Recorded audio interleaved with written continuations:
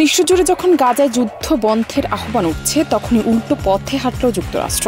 President Donald ট্রাম্পের নেতৃত্বাধীন প্রশাসন ঠিক করেছে ইসরায়েলের হাতে তুলে দেবে আরও $640 কোটি অত্যাধুনিক সমরাস্ত্র।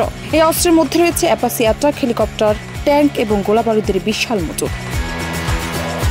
LME সার্টিফাইড বিশ্বসেরা কপারে তৈরি ওয়ালটন কেবলস, যা আপনার স্থাপনাকে রাখবে সব সময় নিরাপদ।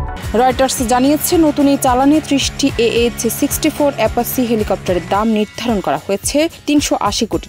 পাশাপাশি থাকছে 3250টি ইনফ্যান্ট্রি অ্যাসল্ট ভেহিকল বা আধুনিক ট্যাঙ্কের, যার মূল্য $190 কোটি। বাকিটা ব্যয় হবে গোলাবারুদ ও যন্ত্রাংশে। এই অস্ত্র সরবরাহের সিদ্ধান্ত এসেছে এমন এক সময় যখন গাজা দখলের চূড়ান্ত অভিযানে নেমেছে ইসরায়েলি বাহিনী। ধারণা করা হচ্ছে এই চালানের অস্ত্রগুলো সরাসরি ব্যবহৃত হবে চলমান সামরিক অভিযানে। 2023 সালের 7 অক্টোবর গাজা থেকে হামাসের অতর্কিত হামলার পর ইসরায়েল চালিয়ে যাচ্ছে অব্যাহত সামরিক অভিযান। সেই হামলায় 1200 ইসরায়েলি নিহত এবং 251 জন জিম্মি হয়েছিল।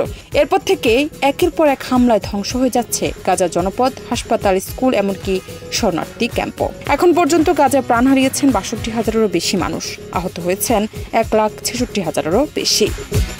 জান্নাত নিপু, দেশ রূপান্তর।